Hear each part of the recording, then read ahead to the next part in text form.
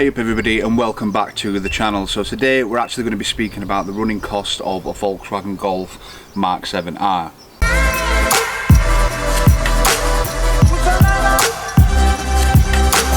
So I must say that this video has been requested quite a lot from owners that already have the car to people that are thinking about buying one. So I'm going to run through some key points about what you need to look out for when you're buying one and also the running and maintenance costs on these. So first thing first, then we're going to actually talk about preventative maintenance with the servicing and things like that.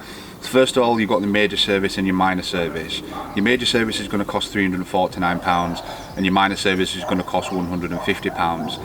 If you're anything like myself, I bought the car from a Volkswagen dealer, so I actually got a service package included with the car which covers my next two services for free, and that will be a major service and a minor service as well, so it's timed quite nicely with this. I bought this car for a touch over £22,000 from Huddersfield Volkswagen. The prices on these cars can range quite massively dependent on the spec, the age, the mileage, as you can imagine. We've got ones from £18,000 all the way up to over £40,000 for the new Mark 7.5s. With regards to other maintenance bits that you're going to have to take into account, you've got your Haldex service, you've also got your DSG service as well. Be careful when you're getting your Haldex service done at a Volkswagen dealer. You want to make sure that they're actually changing the filter itself rather than just servicing the other parts and changing the oil. Somebody like Shaq from Lounge Street Garage does the full Haldex change for around £90 I believe.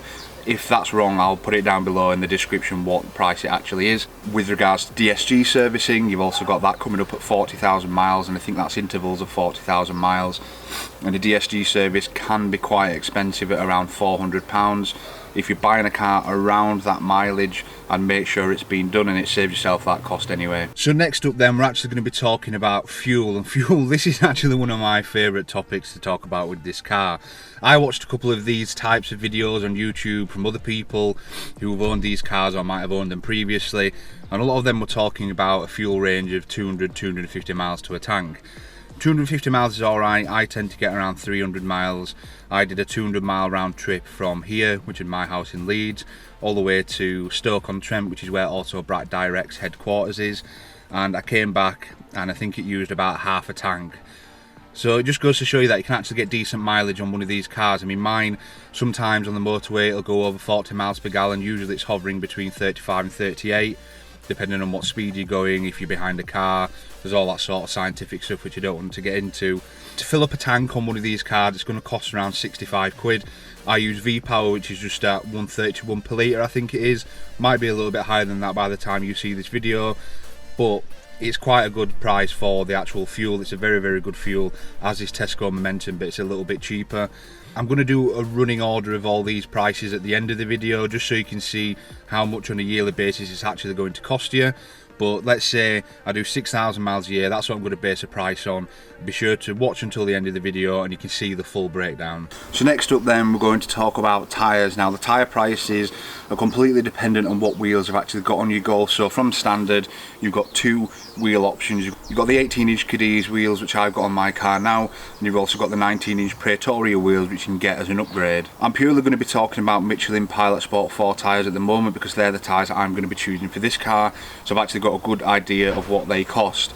So for the 18-inch tyre, it's actually going to cost £105 per tyre on blackcircles.com. You do also get a 10% discount off at this very moment in time.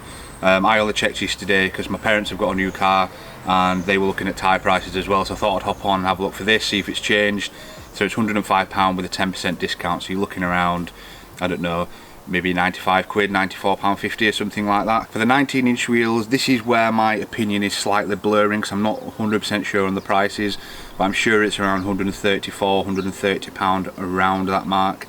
Again, don't quote me, but I'll leave a link down to Black Circles below so you can have a look at that.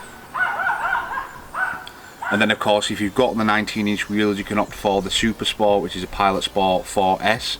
And they're a little bit more expensive, probably around the £150 mark, but an unbelievable tyre, as you can probably imagine. So when it comes to an MOT, I actually looked at the JCT 600 price guarantee sort of thing, and they said that the MOT was £49, which isn't too bad, but of course you could walk out of there with a lot more cost depending on the condition and what's wrong with your car, if there is anything wrong. So moving on to the next section then, we're actually going to speak about insurance. Now insurance is quite a funny subject as it can be different for absolutely everybody. I'm going to use myself as a bit of a basis for this so you can get a bit of an idea. as to what might be the cost for you. Now, some people ask me, oh Josh, what's your insurance on the GolfR? Or Josh, how much do you think it'll cost me to insure a GolfR?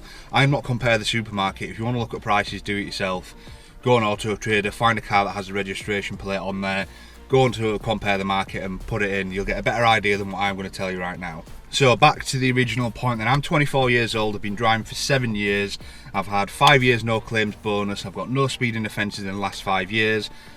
I think that's about it that you need to put down. I'm not going to tell you what job I do, it's pointless at this stage. Now, your job can make a bit of a difference, and if you want to see what difference that is, I'll leave a link down below to my dedicated insurance video purely so you can see that.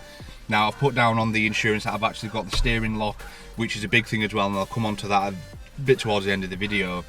Now, it's coming up to that time of year where my renewal is going to be coming through in the next couple of days or maybe a week or something like that. So I've had to do a bit of shopping around. First of all, I spoke to Hearts Insurance Consultants, or HIC, at Ultimate Dubs. They don't insure the Mark 7 GolfR, which is ridiculous. The guy who worked there, who had his demo car there, was a Mark 7 GolfR estate. Can't remember what he said to me, it was ridiculously loud, but all I heard was we don't insure these anymore, which is a bit of a shame.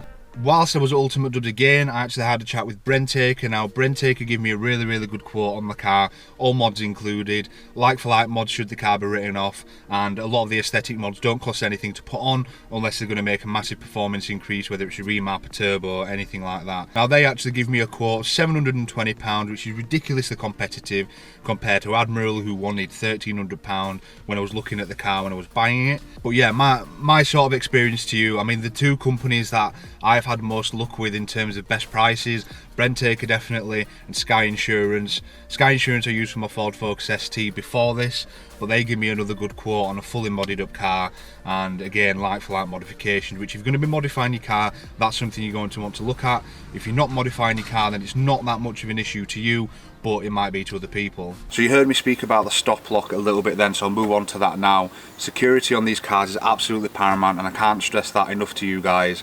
But if you're getting a keyless car, get a Faraday pouch or get somewhere that stops all the signals, because that's how people relay the signals and end up stealing your car that way.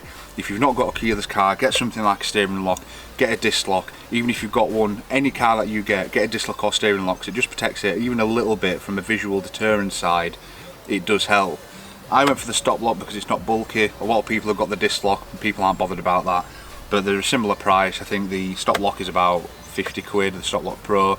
I think the disc lock might be a little bit more expensive, but I think you can get away with a medium-sized disc lock to fit this wheel. You have got some other options as well with regards to immobiliser and alarm systems like Pandora and Auto Watch Ghost, but if you want to see more about that, I'll leave a link down to a video that I did before about the security items that you need for your car, and that's not specifically for this car, but it's for all cars that you can possibly think of. And I actually forgot about tax. Tax for this is £195 a year. You can pay £195 a year as you do, you know, as a yearly instalment, or you can pay it monthly, which I think works out about 19 quid. Don't quote me on that. Again, if you want to have a look, go onto the DVLA website. I don't know if the tax prices have changed with the WLTP models, but that's a completely different ball game that I don't want to get into. So to round up the video then, I'm going to put a running total on the screen here that you can see about the prices which I've spoken about.